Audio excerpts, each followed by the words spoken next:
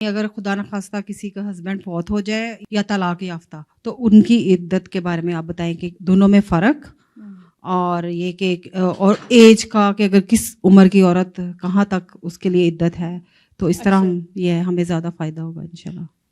بسم اللہ الرحمن الرحیم۔ یہ ایک ایسا سوال ہے جس کے بارے میں اتنی مسکنسیپشنز پائی جاتی ہیں، اسپیشلی ہمارے پاکستان کے اندر، جہاں کے مطلب قرآن فہمی تو مجھے نہیں لگتا کہ ہے بھی، حالانکہ ہمارے ہاں اتنی ایسوسیشنز کام کر رہی ہیں مذہب کے اوپر۔ سمیرہ نے جو سوال پوچھا ہے اس کے بارے میں ابھی میرے اشراق میں آرٹیکل ستمبر کے، یہ ستمبر پچھلا تھا نا، نہیں اکتوبر کے شمارے میں آئے گا، اس میں دیکھیے عدت کا بیسک مقصد چاہے وہ متعلقہ کا ہو یا وہ بیوہ کا ہو، صرف یہی ہے کہ عورت اس میں شادی نہیں کر سکتی، اور شادی نہ کرنے کی ریزن کوئی افسوس نہیں ہوتا، بلکہ یہ اللہ تعالیٰ چاہتے ہیں کہ جو بھی بچہ پیدا ہو دنیا کے اندر اس کے باپ کی شناخت ہونا بہت ضروری ہے۔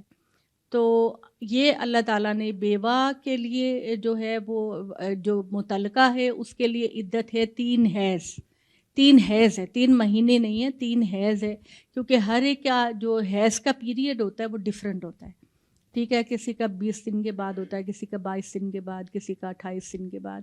تو اللہ تعالیٰ نے جو رکھا ہے وہ ثلاثۃ قروء رکھا ہے قرآن مجید کے اندر، کہ جو طلاق یافتہ عورت کی عدت ہے وہ 3 حیض تک وہ شادی نہیں کرے گی، اور اس پہ پھر یہ کنفرم ہو جاتا ہے کہ اس کے پیٹ میں بچہ ہے یا نہیں ہے، اور اگر بچہ ہے تو پھر بچے کی پیدائش تک وہ عورت دوسری شادی نہیں کر سکتی۔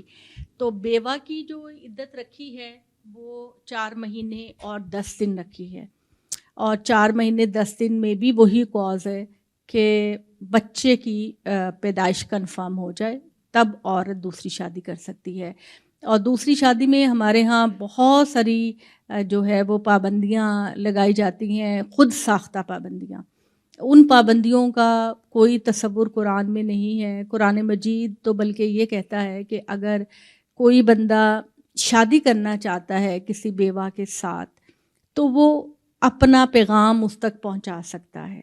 عدت کے دوران ہی میں وہ بندہ جو کسی بیوہ سے شادی کرنا چاہتا ہے وہ اپنا پیغام اس کو پہنچا سکتا ہے کہ میں تم سے شادی کرنا چاہتا ہوں جب تمہاری عدت مکمل ہو جائے، اور اس میں اللہ تعالیٰ نے کلیئر کر دیا کہ کوئی عہد و پیما نہیں ہوں گے، اور شادی تبھی ہوگی جب عدت کمپلیٹ ہو جائے گی۔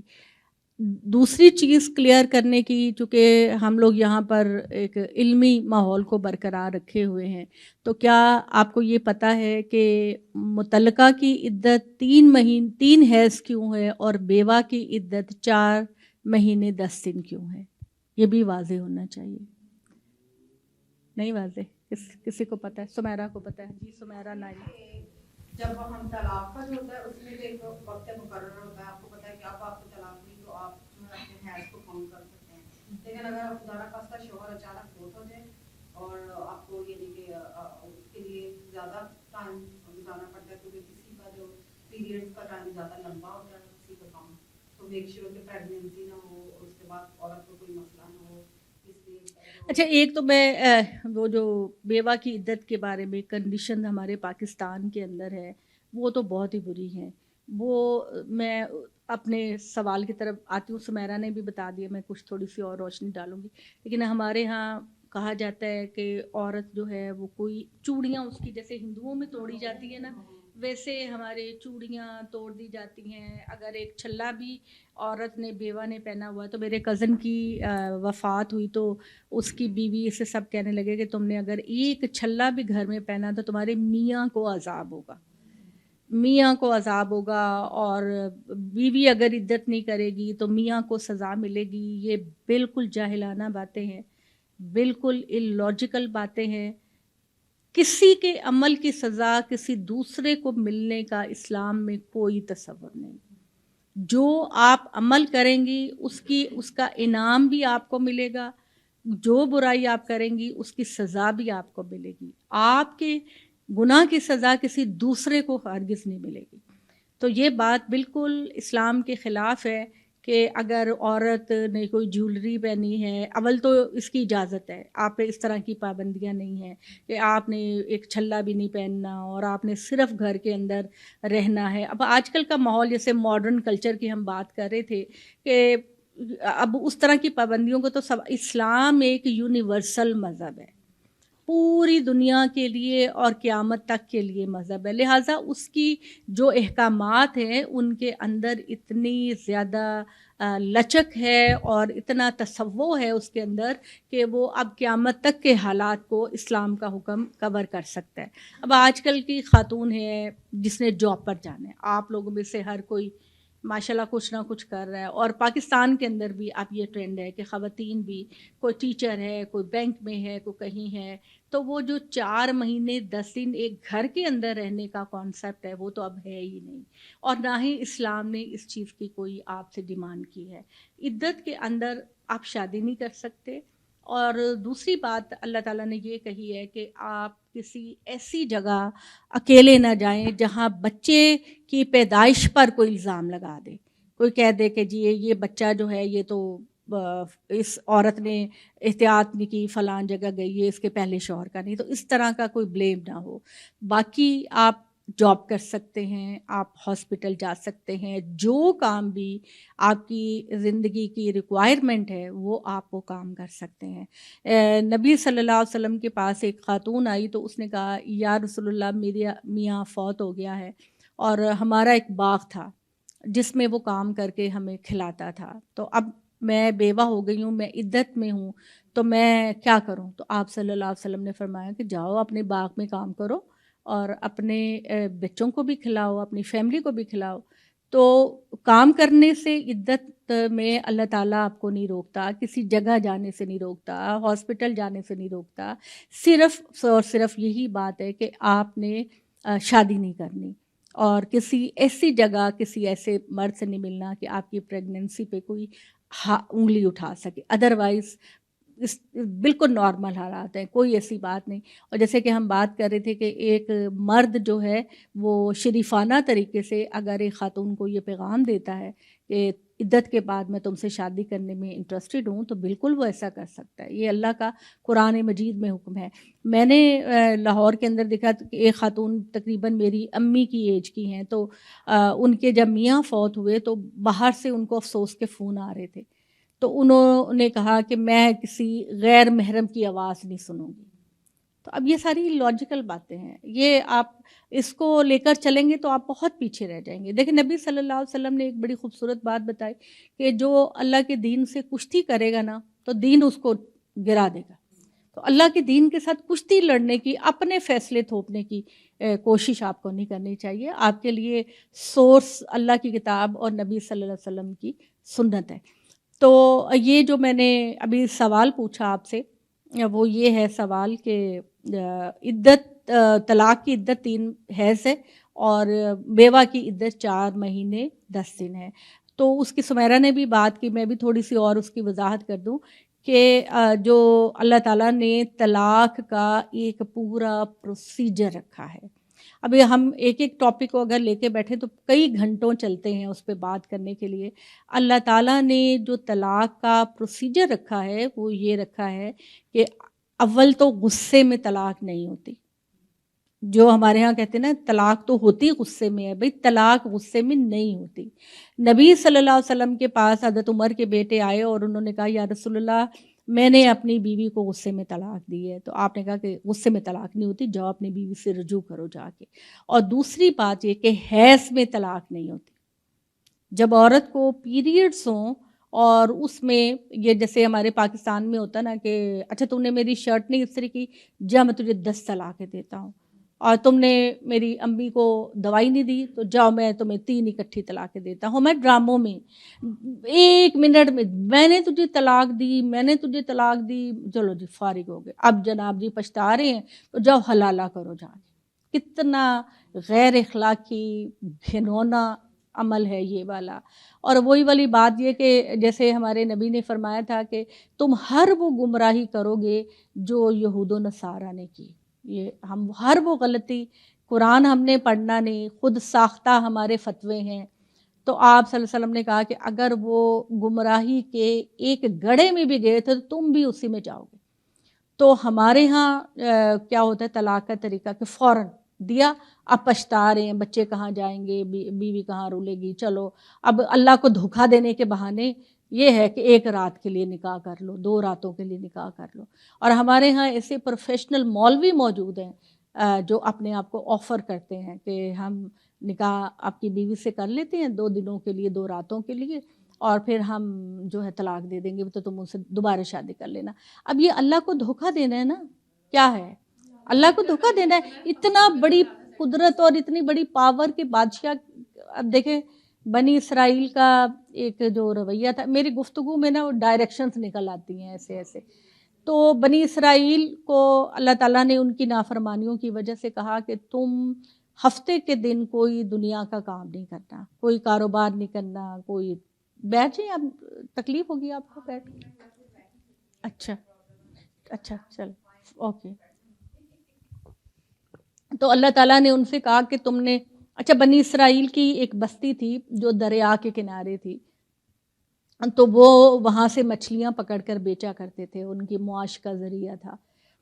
تو اللہ تعالیٰ نے ان کو, جو کوئی قوم سرکش ہوتی ہے نا, یہ بھی اللہ کا قانون ہے کہ جب کوئی قوم اللہ کی سرکش ہوتی ہے نا, اللہ تعالیٰ اس پر کچھ سختیاں بھی لگا دیتے ہیں, اس کی آزمائش تھوڑی کڑی ہو جاتی ہے. تو بنی اسرائیل کو اللہ تعالیٰ نے یہ کہا کہ تم نے ہفتے والے دن مچھلیاں نہیں پکڑنی, نہ مچھلیاں پکڑنی ہے, نہ کوئی کاروبار کرنا ہے, نہ صرف تم نے اللہ کی عبادت کرنی ہے اور بس, کچھ اور نہیں کرنا.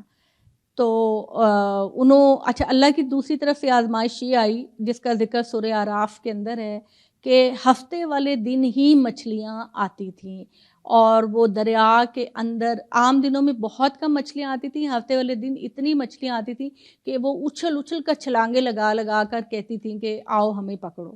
اب انہوں نے اللہ کو دھوکہ دینے کا یہ طریقہ ہیلا نکالا کہ انہوں نے اپنے گھروں کے اندر نالیاں بنا لی اور گھروں میں گڑھے بنا کر, تو مچھلی کے پانی کے پریشر سے مچھلیاں ان کے گھڑوں میں جمع ہو جاتی اور اتوار کو وہ نکال لیتے تھے. تو ان کا خیال تھا کہ یہ ہم نے اللہ کا حکم بھی مانا اور ہمارا فائدہ بھی ہوگا, تو یہ ہیلا ہے, یہ اللہ کو دھوکہ دینا ہے. تو اس پر پھر اللہ تعالیٰ نے یہ بات کہی کہ میں نے ان کو بندر اور خنزیر جیسی مزاج شکلیں بنا دی, میں نے ان کی, ہم نے بندروں جیسی شکلیں ان کی بنا دی کہ انہوں نے اللہ کو ڈسیو کرنے کی کوشش کی. تو ہم لوگ بھی, مجھے یہ لگتا ہے کہ یہ جو ہم حلالہ کرتے ہیں, حلالہ پر نبی صلی اللہ علیہ وسلم نے کہا کہ یہ کرائے کا سانڈ ہے. جو حلالہ بندہ کرتا ہے وہ کرائے کا سانڈ ہے. سانڈ پتہ ہے آپ کو کیا ہوتا ہے, جو بھینسا ہوتا ہے, تو یہ کرائے کا سانڈ ہے اور اس پر لعنت ہے جو ایسا کرتا ہے. لیکن ہمارے ہاں لوگ اس کو جائز سمجھتے. اور میں ایک دفعہ پچھلے سال میں گئی تھی غامدی صاحب کے پاس, تو میں نے یہ ان سے کہا کہ اس کو پوری امت میں اس چیز کو پھیلائیں. یہ سزا, اول تو سزا مرد کو ملنی چاہیے نا کہ اس نے غلط طریقے سے طلاق دی ہے. یہ سزا تو عورت کو ملتی ہے جب وہ عورت کسی دوسرے کے گھر میں 2 راتیں یا 3 راتیں گزار کے اپنے میکے آتی ہے یا اپنے سسرال آتی ہے, تو وہ بیچاری شرم سے آنکھیں نہیں اٹھا سکتی کہ کہاں سے وہ آئی ہے. تو یہ اس کا کوئی سلوشن نکالنا چاہیے کہ یہ لوگ اس راستے کو بند کریں. تو اللہ تعالیٰ نے جو طلاق کی جو بات کی ہے وہ یہ کی ہے کہ طلاق نہ تو غصے میں دی جائے گی, نہ حیض کی حالت میں دی جائے گی, اور طلاق دی جائے گی عورت کے حیض سے پاک ہونے کے ڈیوریشن میں. جب عورت حیض سے پاک ہو جائے گی, پھر شوہر اگر طلاق دینا چاہتا ہے تو اس سے ملاقات نہ کرے, اس سے تعلق نہ کرے اور اس میں طلاق دے. اور وہ طلاق جب عورت کو دے گا تو پھر عورت آگے 3 حیض انتظار کرے گی, اور وہ بھی شوہر کے گھر میں رہ کے, تاکہ ان کی صلح کے چانسز زیادہ ہو جائیں. تو وہ 3 حیض تک وہ عدت کرے گی, اور ان 3 حیض کے دوران شوہر اگر اس سے صلح کرنا چاہتا ہے, واپس لانا چاہتا ہے, تو وہ اس سے صلح کر لے, اور 3 حیض گزرنے کے بعد اگر صلح کرنا چاہتا ہے تو دوبارہ نکاح ہوگا. یہ ایک طلاق ہو گئی, ٹھیک ہے, یہ ایک طلاق ہو گئی. اب دوسری طلاق کا موقع 4 سال بعد, 5 سال بعد پھر کبھی شوہر نے طلاق دے دی, تو اسی پروسیجر سے وہ گزریں گے.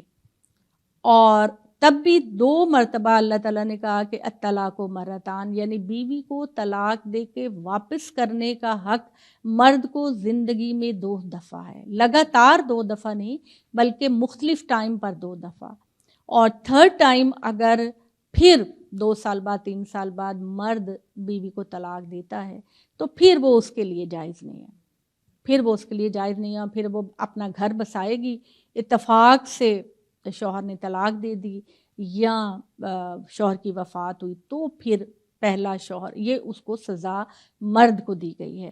اور اس کے اندر جو ہے وہ اگر آپ غور کریں تو اللہ کے اس بتائے ہوئے طریقے میں اگر آپ سیریس ہیں طلاق دینے میں تبھی ہوگی، غلطی میں طلاق ہو ہی نہیں سکتے، کیونکہ اسلام نے ایسی کنڈیشنز لگا دی ہیں کہ ایسے نہیں کہ بیٹھے بیٹھے تم نے میری قمیض استری نہیں کی، تم نے میری ماں سے بدتمیزی کی، تم اس طرح کی چھوٹی چھوٹی چیزوں پہ طلاق نہیں ہوتی۔ طلاق واقعی تب ہوگی جب ایک مرد اور ایک عورت یہ ڈیسائیڈ کرتے ہیں کہ نہیں اب ہم اکٹھے نہیں رہ سکتے، اور تب پھر کوئی پچھتاوا نہیں ہوگا، کوئی ریگریٹ نہیں ہوگا، کوئی حلالہ کی ضرورت نہیں پڑے گی بالکل بھی۔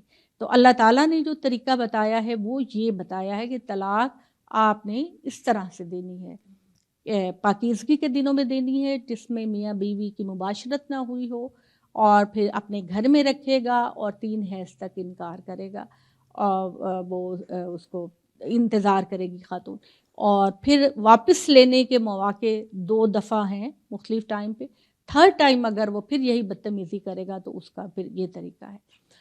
جو بیوہ کی عدت ہے وہ 4 مہینے 10 دن اس لیے رکھی گئی ہے کہ چونکہ متعلقہ کی تو کنڈیشن ہے نا کہ وہ حیض کے علاوہ پاک دنوں میں دی جائے گی۔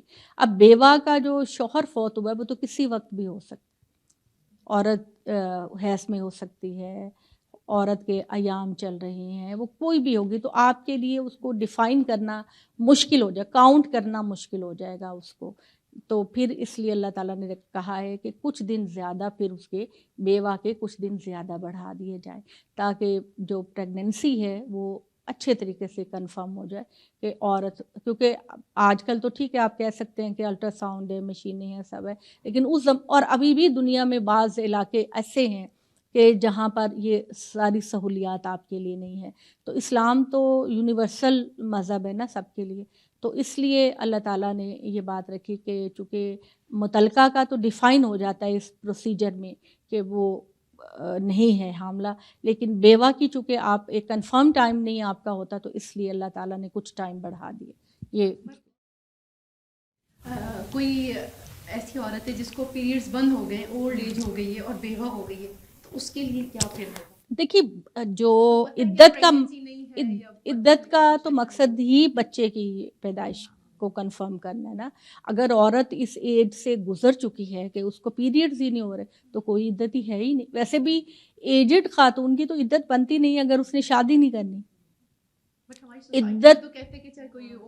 عدت تو تب کرنی ہے نا آپ نے جب آپ نے ری میرج کرنا ہے، تو جب آپ نے ہماری سوسائٹی کے اندر تو دوسری شادی کم ہی ہوتی ہے، بہت کم ہوتی ہے، 100 میں سے کوئی 1-2 خواتین کی ہوتی ہے۔ ویسے بھی اگر نہیں بھی شادی ہونی ہے، ہاں، کوئی اولڈ ہے اور لیکن پھر اس کو کہیں گے نہیں عدت نہیں، اس میں عدت کا کوئی سوال ہی نہیں۔ دین تو یہ کہہ رہا تھا بٹ ہماری پریکٹس دیکھیے اللہ تعالیٰ کی میں اللہ تو اتنی بڑی ذات ہے، میں ان کے لیے کیا سوچ کا لفظ بتاؤں کہ سورہ نور کے اندر اللہ تعالیٰ نے یہ بات کہی ہے کہ وہ خواتین جو نکاح کی عمر سے گزر چکی ہیں اور ان کو اپنے دوپٹے اور بڑی بڑی چیزیں سنبھالنے میں مشکل آتی ہیں، وہ دوپٹے نہ بھی اوڑھیں تو مجھے کوئی اعتراض نہیں ہے۔ آپ کتنا لاجیکل آپ کا دین ہے۔ آج آپ پاکستان میں یا کسی بھی جگہ کہیں کہ ذرا ایجڈ خواتین جو ہیں وہ بے شک دوپٹہ نہ لے تو کہیں استغفر اللہ۔ تو آپ کی سورہ نور کے اندر اللہ میاں نے یہ بات کہی ہے کہ وہ خواتین جو نکاح کی عمر سے گزر چکی ہیں اور ان کو لگتا ہے کہ ان کے مطلب نمائش کے لیے دوپٹہ نہ اتارے، کہ اپنی نمائش کے لیے نہ اتاریں، لیکن اگر وہ دوپٹہ اتار دیں گی تو اللہ تعالیٰ کو اس پہ کوئی اعتراض نہیں ہے۔ تو ہمارا دین تو اتنا اس کی اپروچ جو ہے وہ لاجیکل ہے، تو اس میں جو خواتین کو مینسز نہیں ہوتے یا الٹرا ساؤنڈ میں پریگننسی نہیں آتی تو ان کی تو عدت کی کوئی، ہم متعلقہ کی ہم کہیں گے کہ متعلقہ کا آپ وہ کریں، اس لیے کہ اس کو ٹائم دینا ہے کہ پہلا ہسبینڈ اس کی طرف رجوع کر لے. تو متعلقہ کے لیے تو ہم یہ بات کہہ دیں گے، لیکن اب بیوہ کے لیے تو اس کا کوئی چانس نہیں بنتا کہ بیوہ. جی جی ڈیورس طلاق ہو گئی ہے اس کو، بٹ شی از پریگننٹ، تو اس کا یہ ایک مس کیریج ہو گیا. اچھا، لائک آفٹر 1-2 مہینے کے بعد، تو اس کی پھر عدت ختم ہو گئی. بس جو ہی اس کا مس کیریج ہوا ہے اس کی عدت ختم ہو گئی. اس کی عدت ختم ہو گئی. ٹھیک. طلاق کسی نے دی ہے اور پتہ چل گیا کہ وہ پریگننٹ ہے، تو یوزلی اب وہ لوگ سوچتے ہیں کہ بچہ ہونے کے بعد ایسے سوچتے نہیں، اللہ کا حکم ہے. جو ہی بچہ پیدا ہو جائے گا، چاہے وہ 1 دن بعد ہو گیا، چاہے وہ 9 مہینے بعد ہو گیا، وہ عدت جو ہے وہ اتنی ہی چلے گی جب تک کہ ڈلیوری نہیں ہو جاتی. چاہے وہ 2 گھنٹے بعد ہو جائے، چاہے وہ 1 ہفتے کے بعد ہو جائے، چاہے وہ 9 مہینے کے بعد ہو جائے، چاہے وہ 7 مہینے کے بعد ہو جائے. جو ہی بچے کی ڈلیوری ہوگی، عورت کی یوٹرس خالی ہو گئی ہے یہ کنفرم ہو جائے گا تو اس کی عدت ختم ہو جائے گی. یہ حکم جو ہے وہ متعلقہ اور اس دونوں کے لیے. پریگننسی ختم ہوگی تو اس کی طلاق ہاں، اس کی وہ عدت ختم، بیوہ کی عدت ختم، عدت ہے ہی نہیں ہے. لیکن وہ متعلقہ کے لیے میں یہ سمجھتی ہوں کہ متعلقہ کے لیے تو اس کو اس لیے رکھنا چاہیے، حالانکہ اسلام کی ڈیمانڈ نہیں ہے، لیکن اس میں ہے بھی کہ شوہر اگر رجوع کرنا چاہتا ہے اس دوران میں اس کے ساتھ 3 حیض میں وہ رجوع کرنا چاہتا ہے تو اس کو اس کا آپشن ملنا چاہیے نا، لیکن بیوہ کے لیے ختم ہو جائے گی. یہی بات اور کلیریفائی کرنی تھی کہ جس آپ نے کہا کہ بیوہ کو کوئی پرپوز کرتا ہے. آئی تھنک طلاق یافتہ جو عدت کے درمیان، کیونکہ پہلا حق تو شاید پہلا حق شوہر کا، تو اس کو کسی کو نہیں کرنا چاہیے آئی گیس. نہیں، ہاں آپ کی بات، قرآن نے یہ کہا ہے کہ اس کا شوہر حق رکھتا ہے کہ وہ اس کو اپنی طرف رجوع کرے. تو اگر تو شوہر کی نیت ہے کہ میں اس کو رجوع کروں گا تو ڈیفینیٹلی عورت کو اسی کا خیال کرنا چاہیے. تو اس وقت تک کسی اور کو آگے بڑھ کے پھر رشتہ نہیں کرنا چاہیے. جو طریقہ اللہ کے نبی نے بتایا یا اللہ نے بتایا وہ تو یہ ہے کہ ایک وقت میں ایک ہی طلاق ہوگی. اور اب اصل میں ہوا یہ تھا کہ حضرت عمر کے زمانے میں لوگوں نے اکٹھی 3 طلاقیں دینی شروع کر دی. تو حضرت عمر نے اس کو افیکٹو کر دیا، اور جو بندہ ایک وقت میں 3 طلاقیں دیتا تھا اس کو کوڑے مارے، تو کہ تم نے اسلام کو تماشا بنا دیا. اب ہمارے جو فقہاء ہیں وہ حضرت عمر کے ہی طریقے کو کنٹینیو رکھتے ہیں. تو ہم لوگ پھر اس میں کوئی بندہ آ کے ہم سے کہتا ہے کہ جی میں نے ایک وقت میں 3 طلاقیں دے دی، لیکن میری 3 سے مراد 3 نہیں تھی، 3 سے مراد میری ایک ہی تھی، وہ بندہ یہ سٹیٹمنٹ دیتا ہے، تو پھر ہم لوگ اس کو کہتے ہیں کہ ٹھیک ہے تمہاری نیت نہیں تھی 3 کی، ایک کی تھی، تو آپ اس کو ایک ہی کنسیڈر کر کے اپنی بیوی سے رجوع کر لیں. جو پیریڈس وغیرہ ہوتے ہیں اس میں اگر لوگوں کو یعنی کہ زیادہ دن آ رہے ہیں 40 مینوپاز، نماز پڑھنے کے لیے آپ 10 دن 11 دن ہاں جی بالکل. جب حضرت عائشہ رضی اللہ تعالیٰ عنہ نے بتایا ہے کہ کم سے کم 3 دن جو ہے حیض کا پیریڈ ہے، کم سے کم 3 دن آپ کو اس کا انتظار کرنا ہے، اور میکسیمم 10 دن آپ نے اس کا انتظار کرنا ہے. تو یہ جو ہو جاتا ہے کہ مینوپاز کے دوران میں اسپاٹنگ ہو جاتی ہے یا دن اوپر چلے جاتے ہیں، تو پھر اس میں آپ ایک تو یہ طریقہ بتایا جاتا ہے کہ جو آپ کے حیض کے ٹوٹل دن ہوتے تھے تھرو آؤٹ جب سے آپ کو شروع ہوئے، تو اتنے دن آپ نماز نہ پڑھیں، اور اس کے علاوہ جو دن ہے وہ نہا کے آپ روزہ بھی رکھیں، نماز بھی پڑھیں. اور دوسری اپروچ یہ ہے کہ آپ میکسیمم 10 دن تک نہ کریں. اگر آپ کو بہت دن آگے جا رہے ہیں تو 10 دن تک آپ نہ نماز پڑھیں، روزہ رکھیں، اور 10 دن کے بعد پھر آپ نماز پڑھنا اور روزہ رکھنا شروع کر دیں.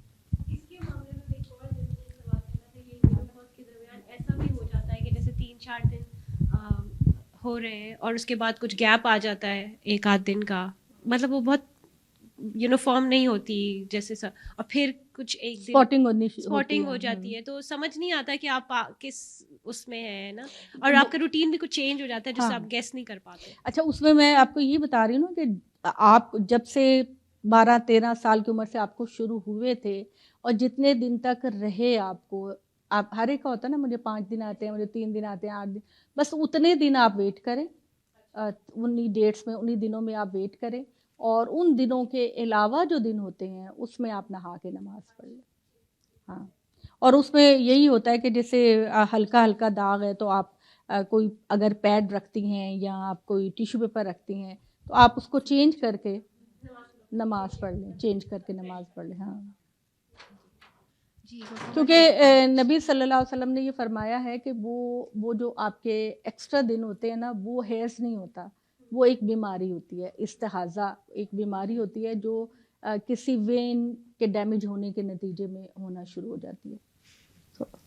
جی, میں پوچھنا چاہ رہی تھی کہ جس طرح یہ بھی ہم طلاق کی بات کر رہے تھے, کچھ لوگ جس طرح ان رائٹنگ بھیج دیتے ہیں طلاق کہ 3 دفعہ لکھ دیا جی میں نے اور وہ بھیج دیا رجسٹری کے تھرو, اور یہ تو اس کے بارے میں کیا کہ لائک وہ رجوع بھی نہیں ہے, مطلب اگر وہ لکھ کے بھیج رہے ہیں تو it means they are determined کہ بس اب میں نے دے دی ہے طلاق 3 دفعہ, تو اس کا کیا پھر ہے کہ اٹ مینس کہ وہ ہو گئی ہے پھر طلاق؟ نہیں, وہ اس میں پھر یہی ضرورت پڑتی ہے نا کہ اول تو طلاق جب دی جاتی ہے تو جس طرح اب یہ لازمی ہے کہ نکاح کے وقت آپ کہتے ہیں نا کہ آپ کا جو محلے کی مسجد ہوتی ہے اس میں رجسٹر کروائیں جی, اور آپ کے نکاح کے گواہ ہوتے ہیں, تو اس طرح اب یہ بھی ہم لوگ ان کو ایڈوائز کرتے ہیں, بلکہ پاکستانی گورنمنٹ تو کرنا ہے کہ جب طلاق دی جائے اس کے بھی گواہ ہونے چاہیے, اور تاکہ اس کو بھی بعد میں رجسٹر کروایا جائے.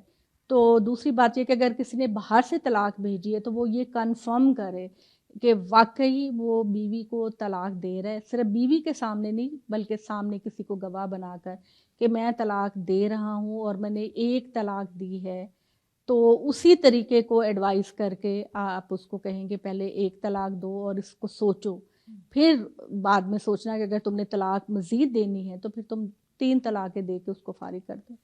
لائک میری ایک کزن تو وہ آئی ہوئی تھی اپنی امی کے گھر, تو اس کے ہسبینڈ نے ایسے رجسٹری بھیج دی کہ بھی میں تمہیں طلاق دیتا ہوں, تو اور 3 ٹائمز کہ وہ لکھا ہوا, اور اس نے کہ بھائی, تو وہ میں پوچھ رہی ہوں کہ بیوی کے اس کے سامنے تو نہیں تھی, وہ اس نے اس کو بائی پوسٹ اس نے بھیج دیا.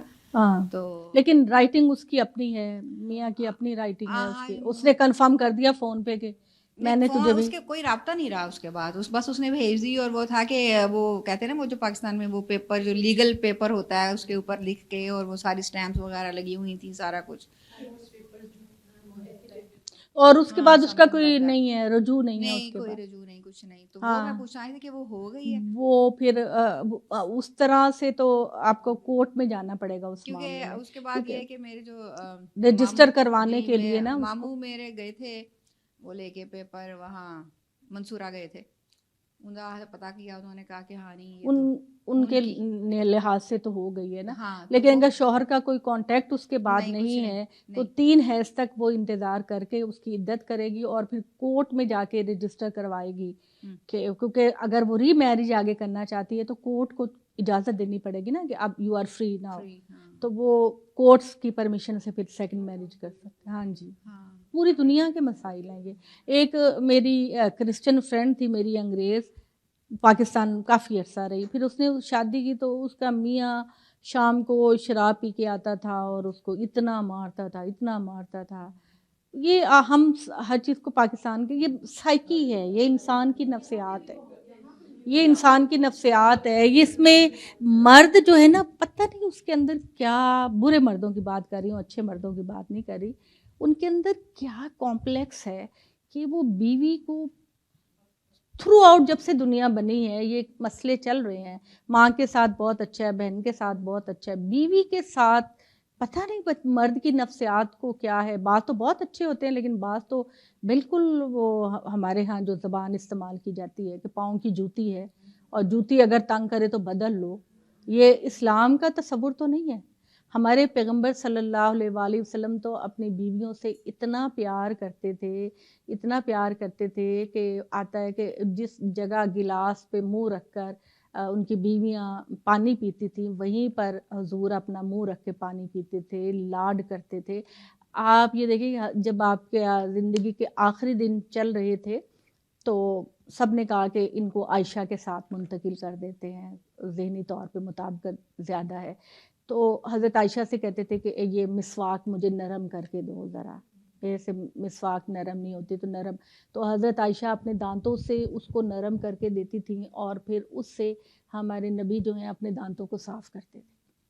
اور پھر حضرت عائشہ کہتی ہے کہ میں ہڈی چبایا کرتی تھی, حیض میں ہڈی چبایا کرتی تھی, تو حضور جو ہیں وہ اسی ہڈی کو وہیں پہ منہ لگا کے آبی چوسا کرتے تھے.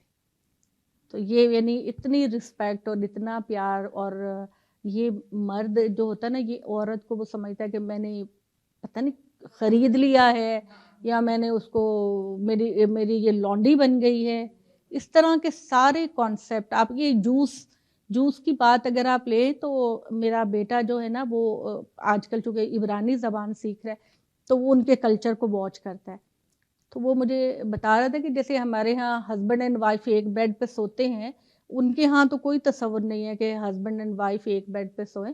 وہ اپنی اگر ان کو نیڈ ہوتی ہے تو نیڈ پوری کر کے تو بیوی الگ دور کسی پلنگ پہ سوتی ہے اور میاں الگ پلنگ پہ سوتا ہے. یعنی وہ عورت کو اتنا وہ کمتر مقام دیتے ہیں اپنے ہاں. ان کے حیض کے دنوں میں ان کے بستر پر نہیں بیٹھتے, ان کے ساتھ نہیں لیٹتے. ہمارے نبی کی مثال ہے, حضرت ام سلمہ کہتی ہیں کہ اگر ہم نبی صلی اللہ علیہ وسلم کے ساتھ لیٹے ہوتے تھے اور اگر ہمیں حیض ہو جاتا تھا تو آپ کہتے تھے کہ جاؤ کپڑا رکھ کے آؤ, اور پھر ہم آگے پھر لیٹ جاتے تھے ایک ہی بستر کے اوپر. ہندوؤں کے اندر بھی کچن میں عورت نہائے بغیر نہیں آ سکتی. ان کا کچن علیحدہ ہوتا ہے کہ تاکہ وہ جب ان کو پیریڈ ہوتے ہیں تو وہ اپنا کچن میں علیحدہ کوکنگ کرتی ہیں اور ہاں ابھی تک ہے. اور وہ ان کے یہاں پتہ کیا ابھی تک وہ دودھ کو دہی اور ملک اور دو چیزوں کو اکٹھا نہیں پکاتے. دودھ اور گوشت کو ان کے سنک الگ الگ ہوتے ہیں کہ دودھ اگر استعمال کیا تو ان کے برتن اور سنک الگ ہے, اور گوشت اگر استعمال کیا تو اس کے برتن اور سنک اس کا علیحدہ ہوتا ہے. تو ہمارے لیے تو ہر چیز کتنی آسان اور دو ٹوک کلیئر واضح. تو یہ انسانی ٹریننگ کی ضرورت ہے. ابھی ہم کے مجھے لگتا ہے ایک عورت ہی اپنے بیٹے کی تربیت ایسی کر سکتی ہے کہ جو اس کے گھر میں بیوی آتی ہے اگر وہ اپنی ماں کی عزت کرنا سکتا ہے. فادر کو دیکھے گا نا, وہ فادر کو دیکھتا ہے. اگر فادر ابیوزر بھی ہے تو لیکن ماں اپنے بیٹے کو وہ ٹریننگ کر سکتی ہے کہ یہ غلط طریقہ ہے, عورت کی کیا عزت ہے. دیکھیے اصل میں وہی والی بات ہے نا, دونوں جذبات ساتھ ساتھ چلتے ہیں. جو اچھی عورت ہوگی وہ بیٹے کو کہے گی بیٹا بیوی کی عزت کرو, قدر کرو. تو جو بری ہوگی وہ کہے گی میرا انتقام, میرے ساتھ یہ ہوا تھا لہذا اب تو نہیں اپنی بیوی کے ساتھ یہ کرنا. وہ ایک انتقام کی جو روش ہے نا وہ چلتی رہتی ہے. تو اس میں بہرحال ایجوکیشن کا بڑا رول آتا ہے, ایجوکیشن کا رول آتا ہے, قرآن کا رول آتا ہے کہ آپ اپنے بچوں کو کہیں کہ جی ایک خاتون دیکھیں نا کتنا. آپ سارے لوگ جتنے بھی ہیں اپنے میاں کی خاطر آئے ہیں نا, اپنے ماں باپ سے دور. ورنہ کس کا دل چاہتا ہے اپنے ماں باپ کو چھوڑنے کو؟ کسی اولاد کا دل چاہتا ہے اپنے ماں باپ کو چھوڑنے کو؟ تو اس کی قدر مرد کو کرنی چاہیے, شوہر کو اس کی قدر کرنی چاہیے کہ سب کچھ چھوڑ کر اپنا. اور کتنا مشکل ہوتا ہے دوسرے کلچر میں دل لگانا, کتنا مشکل ہو. شروع میں تو مجھے لگتا ہے آپ لوگوں کے لیے جب دوستی نہیں ہوتی جانا آنا نہیں ہوتا تو کتنا اداسی ہوتی ہے. میں تو اپنی بہن کو دیکھتی تھی نا, حالانکہ میری بہن تو اپنی شادی کے پتہ نہیں کتنے سال بعد ملیشیا گئی تھی. تو وہ ملیشیا میں وہ جہاں وہ رہتی تھی وہاں ایک تو وہ خود بھی ان کی طبیعت اتنی فرینڈلی نہیں ہے. میری جو بہن غامدی صاحب کی وائف ہے وہ اتنی زیادہ فرینڈلی نہیں ہے کہ وہ کسی کے ساتھ جا کے تو وہ بات کرنا شروع کر دیں یا دوستی کرنا شروع کر دیں. تو جس وہ کالونی میں رہتی تھی وہاں کوئی مسلم خاندان بھی نہیں تھا, اور ہندوؤں کے ساتھ ان کی ویسے بھی وہ نہیں وہ پسند کرتی تھی. سامنے ان کے بالکل ہندو رہتے تھے, کچھ بدھ مت کے. تو وہ بالکل انہوں نے بہت مشکل ٹائم گزارا, اتنے ڈپریشن میں. اب الحمدللہ وہ آ گئی ہیں امریکہ, تو وہاں مسلم کمیونٹی ہے, انڈینز ہیں, मुसलमान, अब वहाँ पे वो काफ़ी हद तक खुश है। लेकिन माँ बाप बहन फैमिली को छोड़कर किसी जगह रहना कोई आसान बात तो नहीं है। और खैर वो इसको एडमिट करते हैं, गामदी साहब कहते हैं कि मैं अपनी बीवी को मैं सलाम पेश करता हूँ कि मेरी खातिर उसने मूव किया और मेरे साथ रही। हालांकि इतने डिप्रेशन में वो रही हैं मलेशिया में, यहाँ थोड़ा सा फिर भी बेहतर है, थोड़ा सा लोग आते हैं जाते हैं मिलते हैं। तो अदरवाइज़ किसी दूसरी जगह पे जाके जब आपके अभी बच्चे भी नहीं होते, फैमिली भी नहीं होती, बहुत मुश्किल है।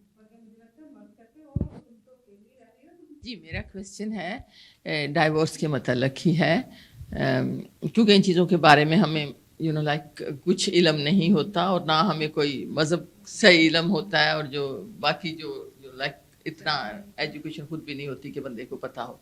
मेरी एक मिलने वाली थी, बहुत बूढ़ी थी बेचारी, तो कहती हैं कि वो जिस तरह आपने पहले बात की कि ये कोई बात है कि छोटी छोटी बात खाना हो गया, कमीज जल गई, कुछ छोटी मोटी बात पे हर वक्त कहते थे कि मैंने तुम्हें तलाक दे दी और जो अपने माँ बाप को कहो कि तुम्हें आके ले जाए।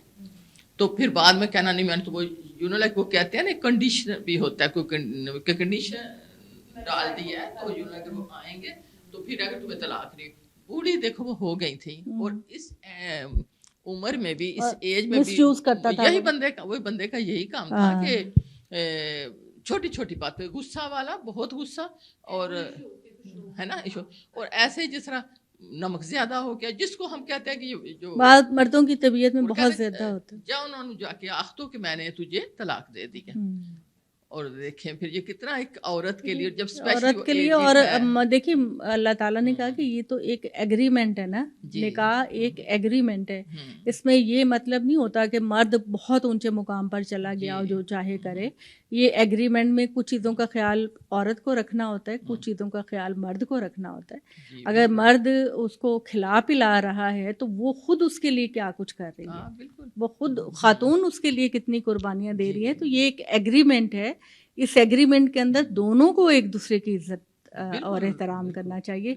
सारी एक्सपेक्टेशन ना औरत से है और सारी ना मर्द से है, दोनों को। नबी सल्लल्लाहु अलैहि वसल्लम ने अपने आखिरी खुतबे में, जो आपने आखिरी हज का खुतबा दिया था, उसमें आपने ये कहा था कि औरतों के बारे में मेरी नसीहत को कबूल करो, उनके तुम पर कुछ हक़ हैं और तुम्हारे उन पर कुछ हक़ हैं। उनका हक़ ये है कि तुम उनको अच्छा खिलाओ और अच्छा पिलाओ और उनका एहतराम करो, और उनका ये तुम्हारा हक़ उन पर ये है कि वो तुम्हारे बिस्तर पर किसी और मर्द को ना आने दे। तो ये हकूक़ की तकसीम है, और इसमें मर्द अगर कमा के लाता है और ये समझता है कि मैंने औरत पर एहसान किया है, तो वो एहसान नहीं, वो एक कमिटमेंट है। सोसाइटी मेहर जो है वो एक सिंबल है कमिटमेंट का, कि ये एक कमिटमेंट है कि तुम ये करना, मैं ये करूँगी, और इसी का एहतराम करते हुए दोनों को आगे बढ़ना चाहिए।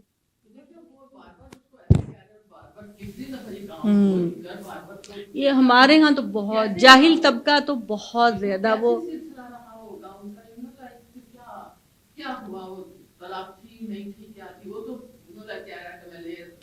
तलाक करके फौरन रुजू कर लेता था, तो तलाक को तमाशा ही बनाया है ना, इधर तलाक दी उधर रुजू कर लिया। हाँ,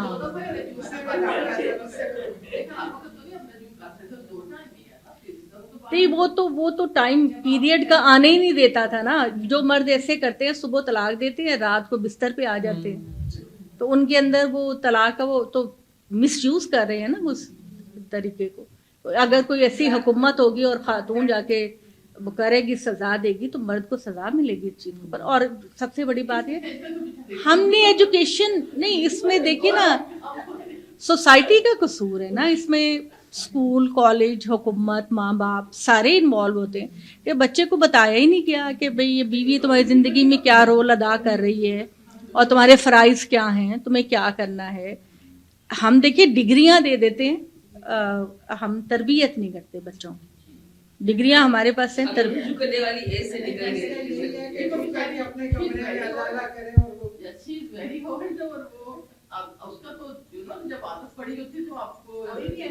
मुंह से निकल जाता है। अब तो लोग कहते हैं कि अब तो काम भी नहीं हुआ, उसका जो उसका बना हुआ काम हो तो वो देखो आदत एक दिन में थोड़ी चली जाएगी, बूढ़े होने तो आदत चली जाएगी। ये बड़ी कॉमन चीज़ है, देहातों के अंदर तो हर घर में ये हो रहा होता है। आज कल के बच्चे शहरों में तो चले, काफ़ी फ़र्क है बच्चों का आजकल का ना, अपने बापों की निस्बत बच्चे ज़्यादा मैच्योर हैं, और जो नहीं हैं वो इंतहाई बुरे लोग हैं, वो नशे करते हैं, और साइकोलॉजिकल प्रॉब्लम्स लड़कों के इतने ज़्यादा आ रहे हैं कि इधर शादी होती है और इधर उसके नफसियाती मसाइल सामने आना है, बहुत बुरा हाल है। और एक ही चीज़ उनको अच्छा कर सकती है, वो अच्छी तरबियत है, अल्लाह का खौफ, क़यामत का खौफ है, हर चीज़ के बारे में, हर हक के बारे में अल्लाह का खौफ होना चाहिए कि मुझे अल्लाह को जवाब देना है। ये आप फाखरा कुछ कह रहे हैं? हम सबसे पहले तो हम कमेंट करेंगे, उसके बाद सवाल करेंगे, और जो कहना चाहेंगे कि हम बहुत शुक्रगुजार हैं कि आपने कुरान और सुन्नत के हवाले से हमारे इल्म में इजाफ़ा किया, और ख़ास तौर पे जो क्वेश्चन आंसर हुए हैं उससे हमें मज़ीद इल्म में इजाफ़ा हुआ, तो ये तो हमें बहुत खुशी हुई। और ख़ुसूसन हम यहाँ पे आए थे इसलिए कि ये जो प्रोग्राम है उर्दू में शुरू हो रहा है। हम बहुत से प्रोग्राम में शिरकत किया हमने, लेकिन उसमें ज़्यादातर अंग्रेज़ी में होता है, तो ये अपनी ज़बान में अपने सुनने में उसमें कुछ मज़ा ही आ रहा है। तो आई एम फीलिंग प्राउड कि मैं आपके साथ आपकी ज़बान में बात कर रही हूँ, मुझे भी बहुत मज़ा आता है। बहुत अच्छा लग रहा है, माशाल्लाह, अपने अल्हम्दुलिल्लाह। लोग, अपना कल्चर, अपना लिबास। जी जी, सही बात कही। दूसरा सवाल जो हम ये कर रहे हैं, जो अब तक हम सुनने में आ रहा है कि दरअसल तलाक़ का जो हम अभी सुनने में आ रहा है, वो ये हम देख रहे हैं कि वो मर्द के नज़रिए से आप इसको देख रही हैं। सब लोग तकरीबन जो बात कर रहे हैं वो मर्द के नज़रिए से कहते हैं, मर्द ऐसे तलाक़ देता है, मर्द वैसे तलाक़ देता है, ये हो रही सब। लेकिन इस दूसरे ज़ाविये से हम अगर सवाल करते हैं कि अगर कोई ख़ातून है जो ज़बरदस्ती खुला नहीं ले रही हैं वो, लेकिन ज़बरदस्ती अपने शौहर से उनको धमकी दे के कि अगर शौहर की एक जनरल सवाल है, अगर शौहर के पास कोई, अगर बीवी के पास कोई ऐसी मालूमात है शौहर के बारे में जिनको वो एक्सपोज करना चाहती हैं, और वो ये कह के तलाक़ लेना चाहती हैं अपने शौहर से कि अगर आप मुझे तलाक़ नहीं देते हैं तो मैं ये एक्सपोज कर दूंगी, तो वो शौहर अगर उस धमकी में आके और या प्रेशर में आके वो पहला तलाक दे देता है, तो ये इसका क्या नज़रिया है, ये बताइए। ये जी, इसको अल्लाह ताला ने बड़े सख्त लफ्ज़ों में कॉन्डेम किया है कि ख़वातीन जो हैं वो मर्दों के राज़ों को ज़ाहिर ना करें, और शौहर अपनी बीवी के राज़ों को ज़ाहिर ना करें। इनकी जो प्राइवेट लाइफ होती है ये एक दूसरे की अमानत होती है। तो कुरान मजीद में अल्लाह ताला ने ये मुखातिब करके कहा कि बाज़ लोग जो हैं वो बीवी से, यानी कि वो उसको तलाक़ देकर उसको नहीं देना चाहते, जो प्रॉपर्टी उसके नाम है या नानो नफ़का, तो वो इल्ज़ाम लगा देते हैं उसके किरदार पर। तो अल्लाह ताला ने कहा कि तुम अपनी बीवियों को ब्लैकमेल करोगे जबकि तुम एक दूसरे के सामने बेहिजाब हो चुके। तो यही आयतें एक ख़ातून के लिए भी हैं कि ख़ातून को अपने, बहुत गुनाह की बात है कि ख़ातून अपने मियाँ की राज की बातें लोगों को, सहेलियों को, सोसाइटी को बताए, और शौहर के लिए भी बहुत गुनाह की बात है कि वो अपनी बीवी की राज की बातें जो हैं वो किसी दूसरे के सामने करे। और ये चीज़ें भी जो जाहिल किस्म के लोग होते हैं वो अपने दोस्तों में बैठ के, सहेलियों में बैठ के वो एक्सपोज करते हैं, और अल्लाह ताला ने इस पर बहुत ज़्यादा नाराज़गी का इजहार किया है। और अल्लाह ताला ने कहा कि हुन्ना, बल्कि ये आयत है, हुन्ना लिबासुल्लकुम व अंतुम लिबासुल्लहुन्ना, कि बीवियाँ तुम्हारा लिबास हैं और तुम बीवियों के लिबास हो, लिहाजा एक दूसरे की इज़्ज़त और एहतराम। और एक ख़ातून अगर झूठ बोलकर या बीवी को, मियाँ को ब्लैकमेल करके तलाक़ लेती है तो उसकी ज़िंदगी में एक तो खुदा की लानत होगी, और कभी भी उसकी ज़िंदगी बरकत वाली नहीं होगी अगर वो इस तरह तरीका इख्तियार करके एक जेन्युइन तरीके से नहीं रहना चाहती तो कह दे मैं नहीं रहना चाहती। उसका हक है कि वो खुला का मुतालबा करे, उसका हक है वो जाए, वो कहे मुझे खुला दे, और शौहर का फ़र्ज़ है कि वो उसको छोड़ दे अगर वो उसके साथ नहीं रहना चाहती। लेकिन उसमें अल्लाह ताला ना मर्द को ये इजाज़त देते हैं कि वो बीवी के राज़ों को एक्सपोज करे, ना बीवी को इजाज़त देते हैं कि वो शौहर के राज़ों को एक्सपोज करे। तो मतलब ये कहने का, अगर ये प्रेशर में आके अगर ये तलाक दे दिया शौहर ने, तो ये जायज़ हुई? देखिए, तलाक तो जब औरत मांग रही है तो वो तो मर्द को दे देनी चाहिए ना।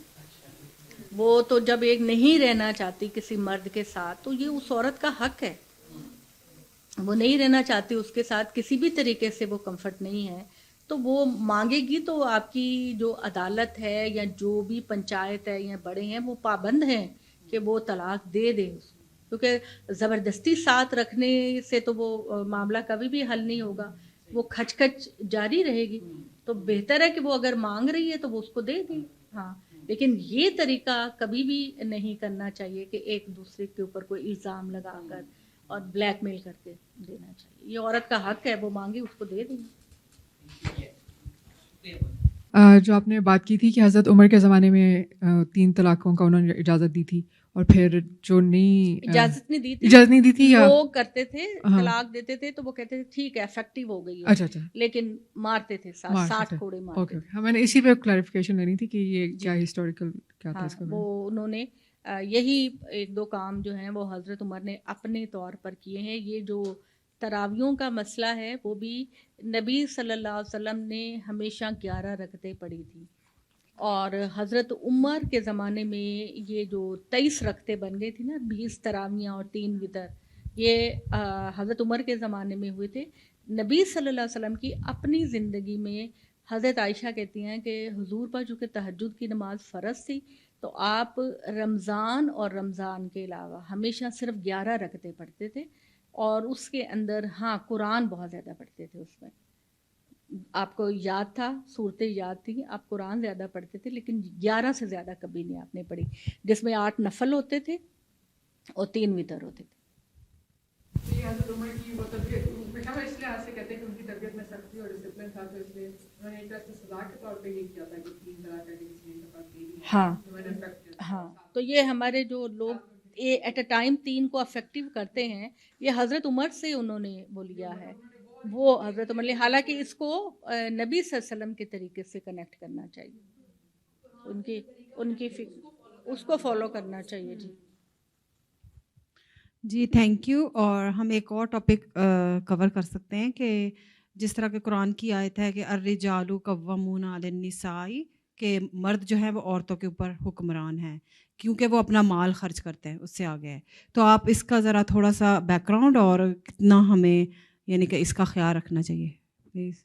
آپ لوگوں کو کلیئر ہے یہ سوال؟ الرجال قوامون علی النساء، سوال چاہیے، اس پہ جواب چاہیے کہ مرد عورتوں کے اوپر حکمران ہیں، تو وہ اس کا جی. یہ رجال کا جو لفظ ہے نا، یہ الف لام لگا ہوا ہے رجال پہ. رجال کا مطلب ہوتا ہے مرد، ٹھیک ہے. راجلن کی جمع ہے رجالن، مطلب مرد. الف لام لگا ہوا ہے تو اس کا مطلب ہے کہ یہ اسپیسیفک مرد کی بات ہے، کیونکہ الف لام جو ہے وہ کسی چیز کو، جیسے ایک نکرہ اور ایک معرفہ ہوتا ہے، تو یہ جو الف لام ہے یہ متعین کرتا ہے. جیسے میں کہوں کہ کتابن، تو اس کا مطلب ہوگا کوئی بھی کتاب. تو میں اگر کہوں گی الکتاب تو اس کا مطلب ہوگا کہ میں ایک خاص کتاب کی بات کر رہی ہوں. تو الرجال پہ جو الف لام لگا ہے اس کا مطلب ہے کہ رجال سے مراد ہے شوہر، ٹھیک ہے. الرجال قوامون علی النساء، مرد جو ہیں وہ اپنی بیویوں پر قوام ہیں. نساء کا لفظ نساء امرات ان کی جمع ہے، امرا کہتے ہیں خاتون کو، اور نساء اس کی جمع ہے، اور اس پر الف لام ہے. تو اس کا مطلب ہے کہ یہ بھی اسپیسیفک خواتین کا ذکر ہے. تو آیت یہ ہے کہ شوہر بیویوں پر قوام ہیں، اور قوام کا مطلب یہ ہرگز نہیں، اللہ تعالیٰ نے کلیئر کر دیا ہے کہ وَلِلرِّجَالِ عَلَيْهِنَّ درجہ، شوہروں کو بیویوں پر صرف 1 درجہ کی فضیلت ہے. اور وہ فضیلت اس وجہ سے ہے کہ وہ بما انفقوا، وہ کما کے لاتے ہیں، وہ تم پر خرچ کرتے ہیں، وہ تمہاری نگران ہیں، تمہاری عزت کے محافظ ہیں، تمہاری ہر چیز کے وہ محافظ ہیں. تو بہت ساری ذمہ داریاں اللہ تعالیٰ نے شوہر پر ڈال کر، تو گھر کے ماحول کے اندر اگر فیصلہ کن مرحلے کی ضرورت ہو تو وہ پھر مرد کو ویٹو پاور دی ہے گھر کے معاملات کو چلانے کے لیے. لیکن اس کا یہ ہرگز مطلب نہیں ہے کہ شوہر جو ہے وہ من مانیاں کرے، ٹھیک ہے. اسلام کی جو آئیڈیل اپروچ ہے لوگوں تک کے لیے وہ یہ ہے کہ معاملات کو مشورے کے ساتھ کیا جائے. چاہے وہ گھر کی ریاست کے اندر ہو یا ملک کے اندر ہو یا پبلک کے اندر ہو، تو ایک میجورٹی کی رائے کو جان کر اس کو نافذ کرنا چاہیے. لیکن جہاں کہیں کوئی کلیش پیدا ہو رہا ہے، کوئی ضرورت پیدا ہو رہی ہے، تو پھر مرد کو اللہ تعالیٰ نے کہا کہ وہ ایک درجہ بیوی پر فضیلت رکھتا ہے شوہر کی حیثیت سے. اس کا یہ مطلب لینا کہ تمام مردوں کو تمام عورتوں پر فضیلت ہے، یہ غلط ہے. یعنی بھائی بہن پر فضیلت نہیں رکھتا.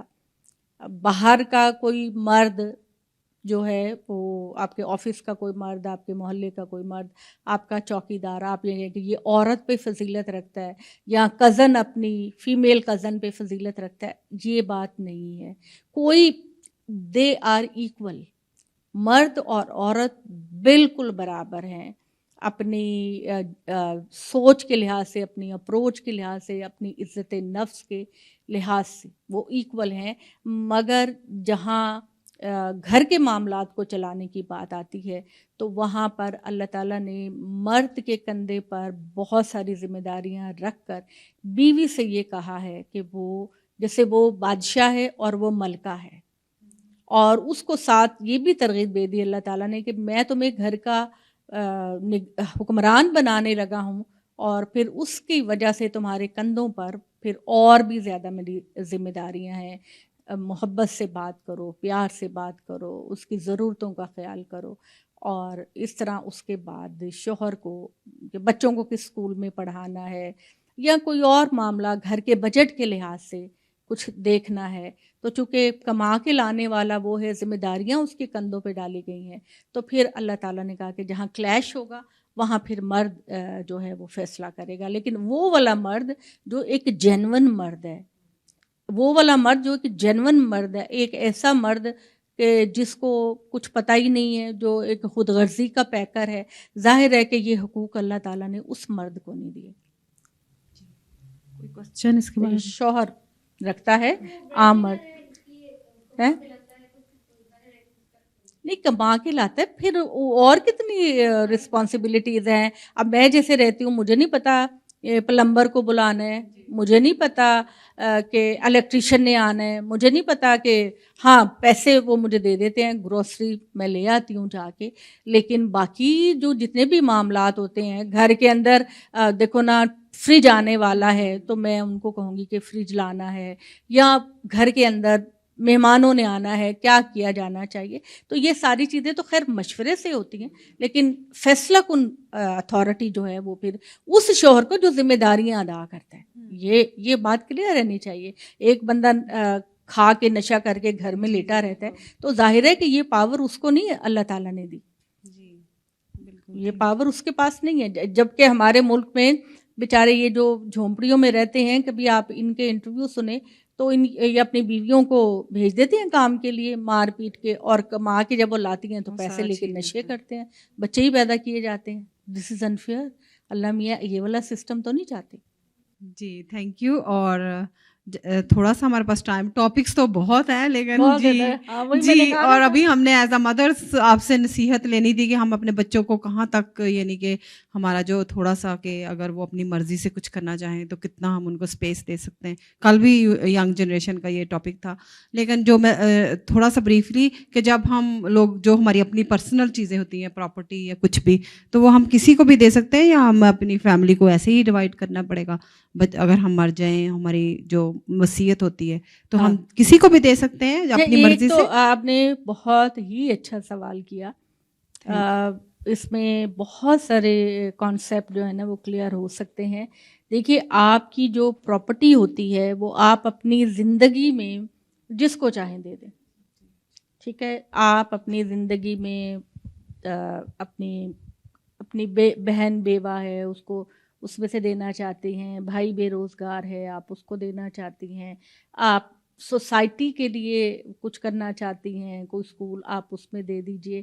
لیکن جب انسان اس دنیا سے چلا جاتا ہے تو پھر اللہ تعالیٰ کہتے ہیں کہ تم نے وصیت چونکہ نہیں کی، تقسیم نہیں کی، تو پھر اب اللہ ایڈوائز کرتے ہیں کہ تمہاری پراپرٹی کو ایسے تقسیم کیا جائے گا. تو ہمارے نبی صلی اللہ علیہ وآلہ وسلم نے ہمیں یہ نصیحت کی ہے کہ مرنے سے پہلے ہماری وصیت ہونی چاہیے، اور آپ نے یہ تاکید کیا کہ تمہاری جو وصیت ہے وہ تمہارے تکیے کے نیچے ہونی چاہیے، کہ تم یہ نہ کہو کہ بھئی میں نے تو یہ کرنا تھا اور میں نے وہ کرنا تھا. آپ جو کچھ بھی کرنا چاہتی ہیں، کسی کو دینا چاہتی ہیں، اسکول، کالج، یونیورسٹی، ہاسپٹل، کسی کی مدد کرنا چاہتی ہیں، سوسائٹی کے لیے، تو وہ ساری چیزیں آپ کی وصیت میں ہونی چاہیے. اگر آپ کسی کو گفٹ دینا چاہ رہی ہیں تو اپنی زندگی میں ہینڈ اوور کر دیں اس کو، یہ گفٹ اس کو دے دیں. اور جب آپ نہیں کریں گے تو پھر اللہ تعالیٰ کے دیے ہوئے طریقے کے مطابق وہ تقسیم کر دی جائے گی. مطلب مثال کے طور پر آپ اپنے بچوں میں کسی کو زیادہ دینا چاہتی ہیں، ٹھیک ہے، تو اس میں بچوں کو جب آپ زیادہ دینا چاہتی ہیں اس نظر سے کہ آپ کوئی کاز بیان کریں گی کہ بھئی میری بیٹی ان میریڈ ہے تو میں چاہتی ہوں کہ باقی بیٹیوں کے نسبت میں اس کو زیادہ دوں، یا میرا بیٹا جو ہے وہ جاب لیس ہے تو میں باقی یا میری خدمت کی ہے، میری بیٹی یا میرے بیٹے نے میری خدمت بہت زیادہ کی ہے، تو قرآن مجید نے جو کرائٹیریا بتایا ہے تقسیم کا وہ یہ ہے اقرب و نفعاً، جو آپ کو زیادہ نفع پہنچائے گا وہ آپ کی پراپرٹی کا زیادہ مستحق ہوگا. تو آپ اپنے کسی بچے کو، ویسے تو اللہ تعالیٰ نے یہ کہا ہے نا کہ بیٹے کا حصہ 2 بیٹیوں کے برابر ہے، لیکن اگر آپ اپنی بیٹی کو کسی وجہ سے کہ وہ آپ کے پاس خدمت کی ہے، اس نے آپ کے یا کسی مجبوری ہے، بیوہ ہے، مطلقہ ہے، جو بھی ہے، میں اس کو زیادہ اس کی ڈیزرونگ ہونے کی وجہ سے دے رہی ہوں تو آپ دے سکتے ہیں. اور وہ کوشش کریں کہ مرنے کے بعد تو پھر لڑائیاں ہونی شروع ہو جاتی ہیں، تو کوشش کریں کہ اپنی زندگی میں اس کو ہینڈ اوور کر دیں. اگر اپنے بچے کو آپ زیادہ دینا چاہتے ہیں تو کاز بیان کر کے کہ یہ وجہ ہے، میں اس وجہ سے اپنے بیٹے یا بیٹی کو زیادہ دے رہا ہوں، آپ کاز بیان کر کے اس کو دے دیں. کیونکہ اگر آپ صرف وصیت کر کے چھوڑتی ہیں تو میں نے دیکھا ہے کہ بچوں میں لڑائیاں اور دشمنیاں ہو جاتی ہیں، پھر وہ آپس میں ایک دوسرے سے بولتے نہیں ہیں، بات نہیں کرتے. تو بہتر ہے کہ آپ اپنی زندگی میں ہی وجہ بیان کر کے ان کو دے دیں. اور کسی چیز کو، کسی سوسائٹی میں کچھ کرنا چاہتے ہیں تو وہ آپ بے شک اپنے لائر کے ذریعے وصیت کر دیں اور یا پھر دے دیں. تو اس طرح جیسے میرے بابا ہے، انہوں نے کہا کہ میری جتنی بھی پراپرٹیز ہے، جو کچھ گھر ہے، تو وہ میرے بیٹے کو ہی جائے گا، تو بیٹے کو ہی جائے گا، اور بیٹیوں سے کہہ دیا گا تم لوگوں کو کچھ نہیں ملے گا. لیکن اپنی زندگی میں انہوں نے کہہ دیا کہ تم لوگ کس منہ سے بھائی کے پاس آؤ گے اگر تم لوگ اس سے حصہ لیتے ہو تو یہ تو خیر انفیئر بات ہے نا. جب بھائی کو دینا ہے تو یا تو ابو کے پاس کوئی سالڈ ریزن ہونی چاہیے. تو انہوں نے سالڈ ریزن بتا دیا کہ تم لوگوں کا اللہ کا شکر ہے سب لوگوں کے پاس سب کچھ ہے، تمہیں کیوں چاہیے بھائی سے؟ بھائی کے پاس نہیں ہے کچھ، بھائی کے پاس بھی سب کچھ ہے، بھائی سے بلکہ اور بھی زیادہ ہے. نہیں وہ میرا خیال ہے ان کو یہ بتانا چاہیے تھا. نہیں انہوں نے اپنی زندگی میں کہہ رہے تھے مجھ پہ کوئی گناہ نہیں ہے، اس لیے میں نے اپنی زندگی میں کہہ دیا کہ میرا بیٹا سب کچھ میں ایجاد کا مالک ہے. نہیں، وہ اسلام نے آلریڈی اس کو آپ سے 2 گنا زیادہ دیا تھا، تو پھر کوئی ریزن ہونی چاہیے نا. جیسے میں نے کہا کوئی ریزن ہونی چاہیے کہ جیسے بھائی آپ کا جو ہے وہ جاب لیس ہے یا وہ بیمار ہے یا کوئی بھی وجہ، تو اس کو مینشن کر کے، وہ بھی نہیں کہ آپ ساری کی ساری اس کو دے دیں، زیادہ کچھ دے سکتے ہیں. اور اس کے اندر بھی اللہ تعالیٰ نے سورہ بقرہ میں کہا کہ اگر آپ دیکھیں کہ کسی کی تقسیم انفیئر ہے اور وہ مطلب انصاف سے تقسیم نہیں ہو رہی، تو وہ اس میں آگے خاندان کے بڑے آگے کریں اور اس میں ترمیم کر میں بھی کہہ رہی تھی فروخت کہہ لیں کہ انہوں نے اپنی زندگی میں اپنے جائیداد اگر دیتی تو دے، تو فکر نہ کرو. نہیں، یہ ان کا انفیئر مسئلہ ہے. خوشی سے دے رہے اپنے کسی اولاد کو دے رہے، اولاد آلریڈی آپ کی وارث ہے نا، تو اگر آپ اس کو اس کے حق سے زیادہ دینا چاہتے ہیں تو کوئی ریزن تو مینشن کرنی ہوگی نا، ورنہ بہن بھائیوں میں دشمنی ہو جائے گی. تو اللہ تو نہیں چاہتے نا کہ بہن بھائیوں میں دشمنی ہو، خون کے رشتوں میں دشمنی ہو. تو جو آپ نے معاملہ کرنا ہے وہ فیئر طریقے سے کرنا ہے. ہاں،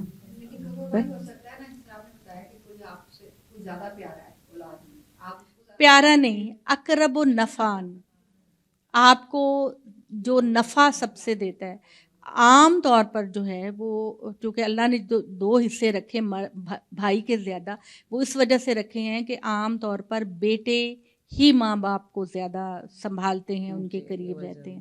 اگر بیٹیوں میں کوئی آپ کو لگتا ہے کہ یہ مجھے زیادہ نفع دیتی ہے تو آپ اس کے حق میں اس کی ریزن بیان کر کے زیادہ دے سکتے ہیں, پراپرٹی بھی دے سکتے ہیں, ہینڈ اوور بھی کر سکتے ہیں. تو یہ اللہ تعالیٰ نے جو احکامات دیے جنرل سچویشن میں ہے, عام حالات میں ہے. اگر کوئی خاص حالت ایسی ہو جائے گی تو آپ اس کو اس کے لحاظ سے چینج کر سکتے ہیں.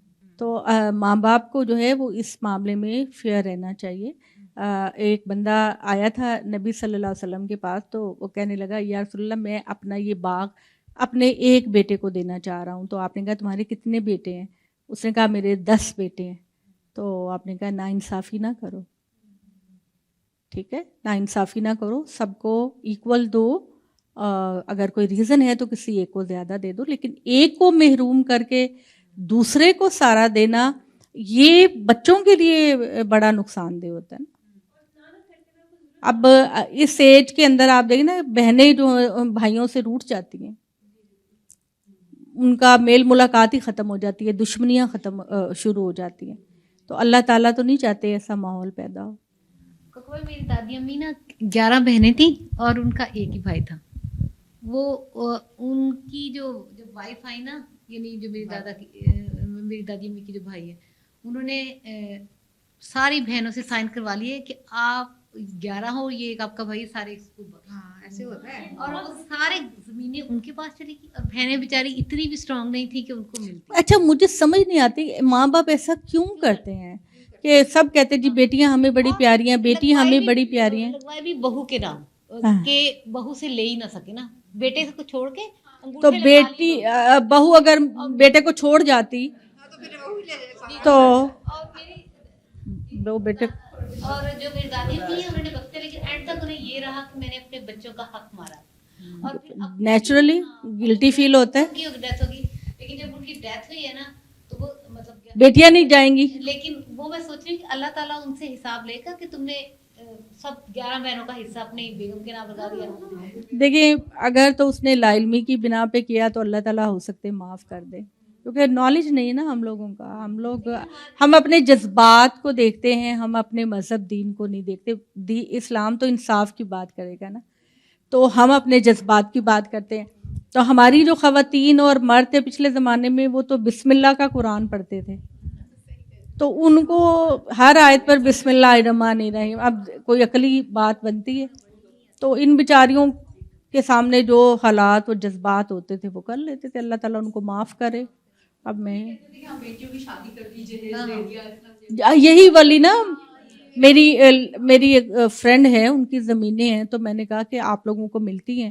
جتنی بھی میری فرینڈز ہیں, جتنے ذمہ دار ہیں, وہ بیٹیوں کو نہیں دیتے وہ حصہ. وہ کہتے ہیں یہ تقسیم ہو جائیں گی, زمینیں تقسیم ہو جائیں گی. یہ مذہب کو فالو نہیں کیا جاتا, یہ اپنی خواہشات کو فالو کیا جاتا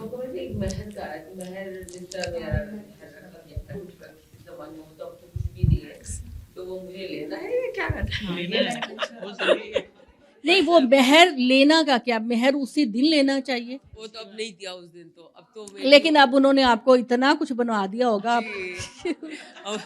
اب میں فروز سے یہ کہتی کہ مجھے مہر چاہیے اور مجھے 75,000 ہی چاہیے. جیسے میری بیٹی کا ہوا تو انہوں نے جو بھی زیور دیا, انہوں نے کہا یہ مہر ہے. میں نے کہا وہ تو گفٹ ہر ایک دے رہا ہوتا ہے اپنی بہو کو. نہیں تو وہ پھر خدا نہ کرے اگر سپریشن ہو جائے گی تو وہ تو ساری جویلری واپس لے لیں گے, لیکن جو آپ نے ایز اے مہر دیا ہوگا وہ واپس نہیں لے سکتے. واپس بھی ہوتی ہے نہیں, جو جویلری آپ کو پہنائی جائے گی, جب خدا نہ کرے کسی کی سپریشن ہو جائے گی تو وہ اپنی چیز واپس لیں گے نا. آپ اپنی لیں گے, وہ اپنی لیں گے. جویلری کیا جس کو طلاق دیا اس کے ساتھ جانے دیتے ہیں آپ کے خیال میں؟ اللہ نے یہی کہا ہے کہ تم ڈھیروں مال بھی دے کے واپس نہ لو, لیکن ایسا ہوتا تو نہیں ہے. مہر کی جو چیز ہوتی ہے وہ عورت کی پراپرٹی ہوتی ہے اور وہ فوراً ہی شوہر کو دینی چاہیے. اچھا ایک اور سوال نہیں, پہلے یہ سن لیں نا, پہلے یہ سن لیں کہ مہر کی ادائیگی فوراً ہونی چاہیے. یہ نہیں ہے کہ بڑھاپے میں جا کے آپ میاں سے کہیں کہ میرا مہر مجھے دو. تو اس کی آسان صورت میں آپ کو یہ بتا رہی ہوں. یہ ہوتا ہے کہ اتنا ہائی ویلیو رکھتے ہیں آپ مہر کی جو شوہر دے نہیں پاتا ہے, اسی لیے نہیں, وہ مرد کی حیثیت کے مطابق مہر ہونا چاہیے کہ اسی وقت وہ دے دے, جو بھی اس کی حیثیت ہو, جتنا وہ اماؤنٹ دے سکتا ہے وہ دے. لیکن ہم نے دیکھا ہے صرف دنیا کو سنانے کی یا بتانے کی یا اعلان کرنے کی کہ انہوں نے 50 لاکھ whatever, ये अमाउंट महर का रखा है, अब वो दिया नहीं जाता, that's not right. तो ये तो अल्लाह को धोखा देना है ना फिर। इसका मतलब है कि आप ईमानदार नहीं है, दुनिया के लिए कर रहे हैं। तो वो मेहर जो है वो आइडियल बात यही है कि शौहर जो है वो पहली रात ही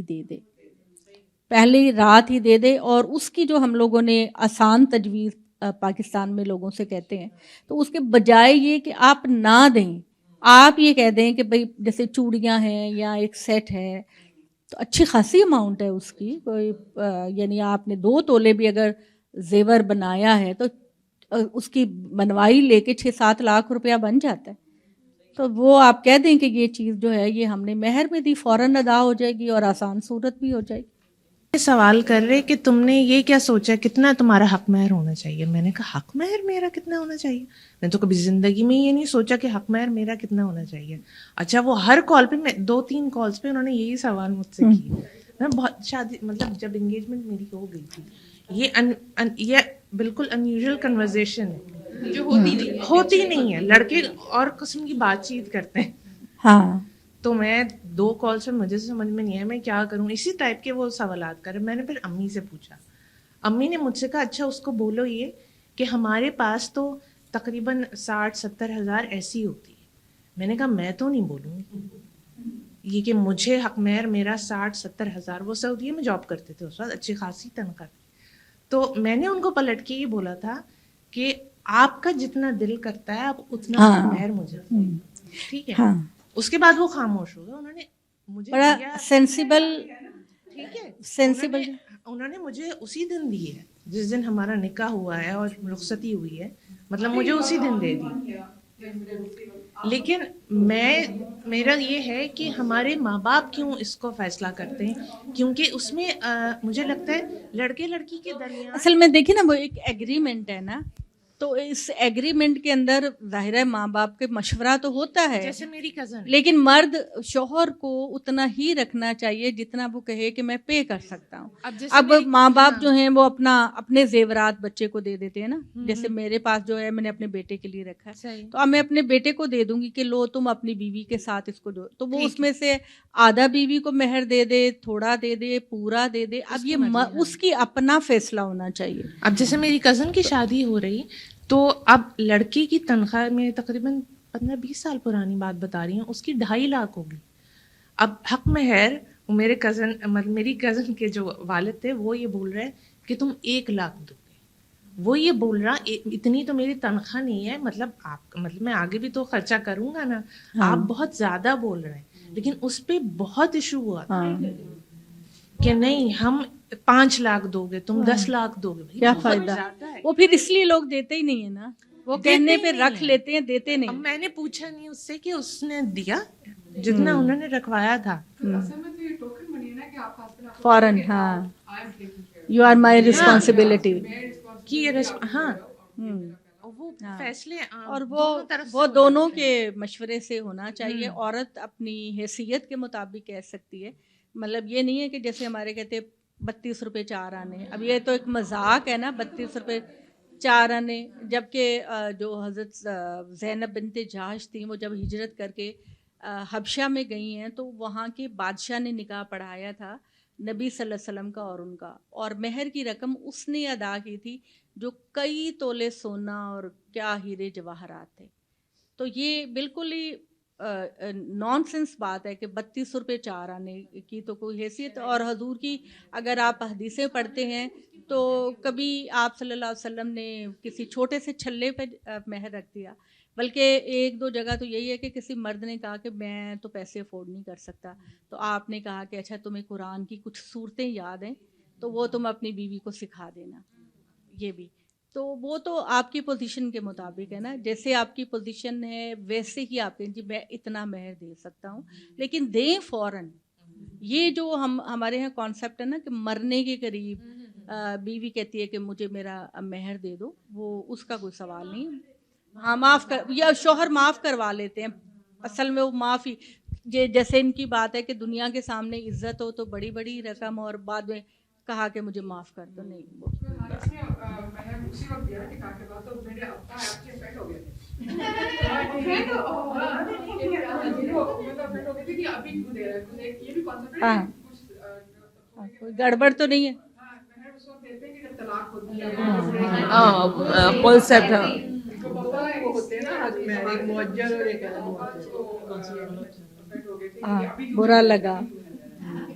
मतलब अच्छा, मैं आपको दिखाऊं, मैंने अभी भी अपना मेहर पहना हुआ है ना, ये वाली अंगूठी थी मेरे मेहर में, यानी वो उसमें ये था कि 1 तोला सोना, तो अब पता नहीं ये 1 तोला है कि नहीं है।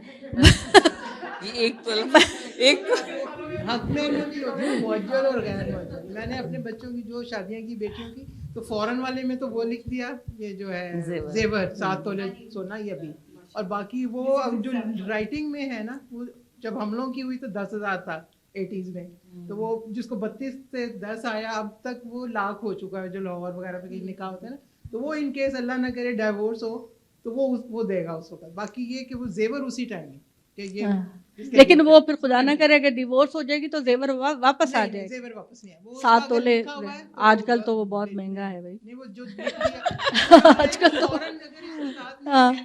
जेवर उसके नाम। हाँ भाई, वो तो आजकल तो आप देखे 2.25 लाख रुपए तोला, तो 7 तोले कितने बने, 22 लाख 22-23 लाख। वो अकॉर्डिंग आपके हालात क्या हैं, आपकी पोजीशन क्या है, उस शोबाजी ज्यादा, हाँ शोबाजी ज्यादा, हाँ वो फिर वो वाली करना पड़ता है ना कि चलो जी जिंदगी में कभी होंगे तो दे देंगे। अच्छा, मुझे एक सवाल पूछना था। जो लोग जैसे अब काफ़ी बीमार होकर ख़त्म होते हैं या बीमार हैं, एक किसी की थी हमारे रिश्तेदार में शक्ल चेंज हो गई, लोग कहते हैं इसको गुनाहों की सज़ा मिली है, बात करते हैं नहीं गुनाह धुल गए हैं इसके, तो 2 सोचें हैं, तो उसमें से क्या सही है? नहीं, कभी भी ऐसा कमेंट नहीं करना चाहिए, कभी भी ऐसा कमेंट नहीं करना चाहिए। तौबा तौबा नाउज़ुबिल्लाह, ये तो अल्लाह को पता है कि कौन अच्छा है और कौन बुरा है। लेकिन ये सही है कि मतलब अल्लाह जानता है गुनाहों की सज़ा है या आपके गुनाह धुल रहे हैं? गुनाह की सज़ा दुनिया में आप कैसे कंफर्म कर सकते हैं? और ये भी ये एक इंसान को गुनाह की सज़ा भी वो नहीं है। यहाँ पे वो जो शाकिरा हैं, तो शाकिरा का जो एक बेटा है वो बेचारा, आप सबको पता था नहीं, तो वो उन्होंने मुझे एक दफ़ा बताया कि किसी ने उससे कहा कि ये जो आपका बेटा इस तरह से है, ये आपके किसी गुनाह की सज़ा है।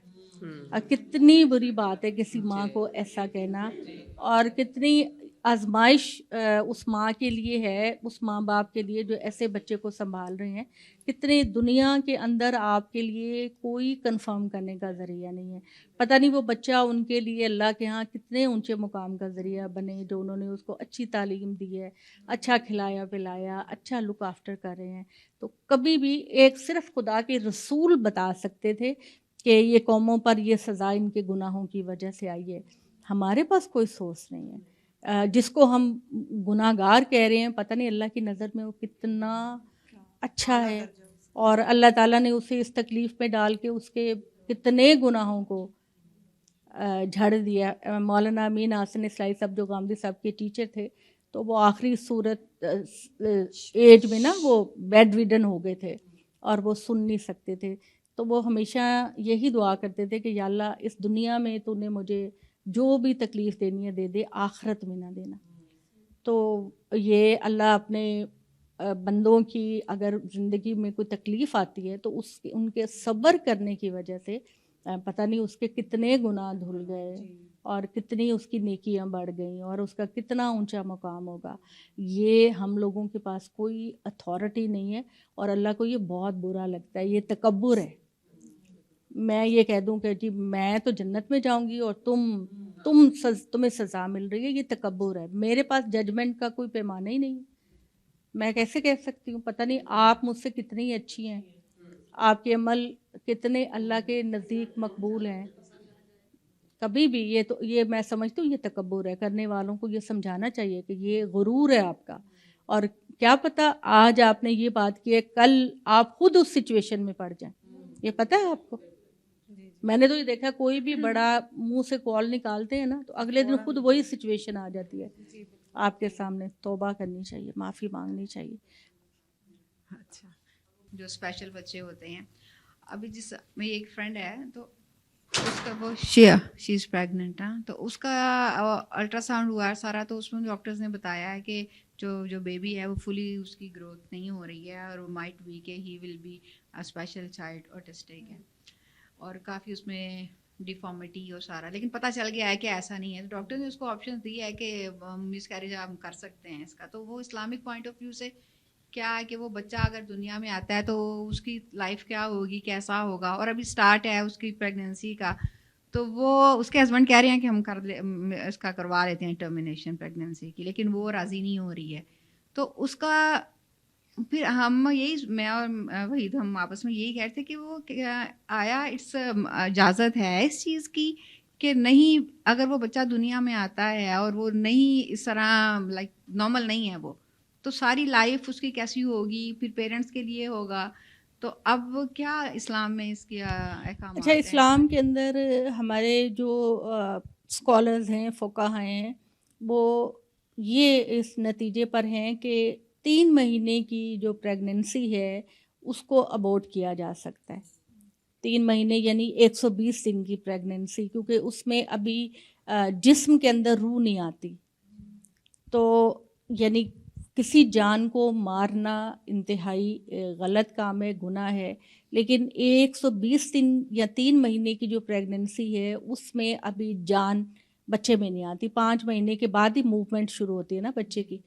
تو اس 3 مہینے تک تو کر سکتے ہیں اگر کوئی بھی کاز ہو وہ کیا جا سکتا ہے. لیٹر یہ ہے کہ آپ نہیں چھیڑ سکتے، چاہے بچے کی کچھ بھی ہو، وہ آپ کے لیے اللہ آزمائش بنا رہا ہے یا کیا بنا رہا ہے آپ کو نہیں پتہ، الا یہ کہ ماں کی زندگی کو خطرہ ہو. جان پڑ چکی ہے، وہ ایک انسان بن چکا ہے، تو اب اس انسان کو آپ نہیں چھیڑ سکتے اسلامک پوائنٹ آف ویو سے. تو اگر وہ 3 مہینے سے زیادہ کی پریگننسی ہے تو وہ اللہ ان کے لیے بہت آسانیاں کرے، اور اللہ تعالیٰ ان کے لیے بہت بہتر کرے. پتہ نہیں اللہ کا آگے کیا فیصلہ ہے، کیا سوچ رکھا ہے اس نے، کیا اس کی حکمت ہے، ہم بھی نہیں پتہ. جی تھینک یو، جزاک اللہ. اور دل کرتا ہے آپ کو سنتے جائیں لیکن ٹائم جی آپ بھی لوگوں سے بہت مزہ ماشاء اللہ آلموسٹ ہم نے کافی کور کیا، ابھی تو ہے لیکن چلے. تھینک یو سو مچ. اور ہمیں کوئی نصیحت کریں as a mother, as a wife, اور بس آپ میرے دوست بن کے رہیں. جی ہم آلریڈی اور ہم مجھے رشتے بہت پیارے ہیں مجھے. Thank you.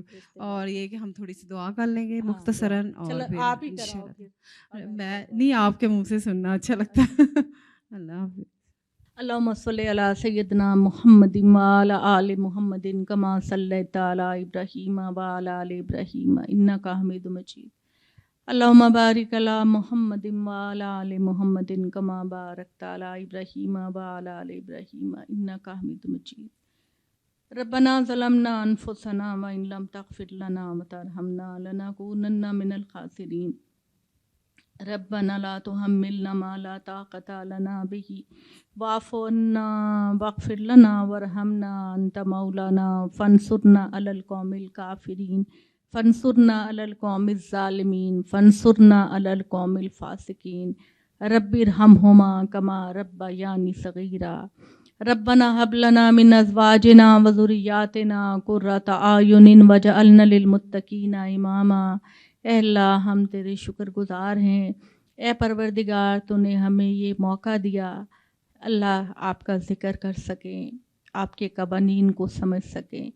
یا اللہ جو کچھ بھی ہمیں آپ کے دین سے سمجھ آیا اس پر عمل کرنے کی توفیق عطا فرمائیے.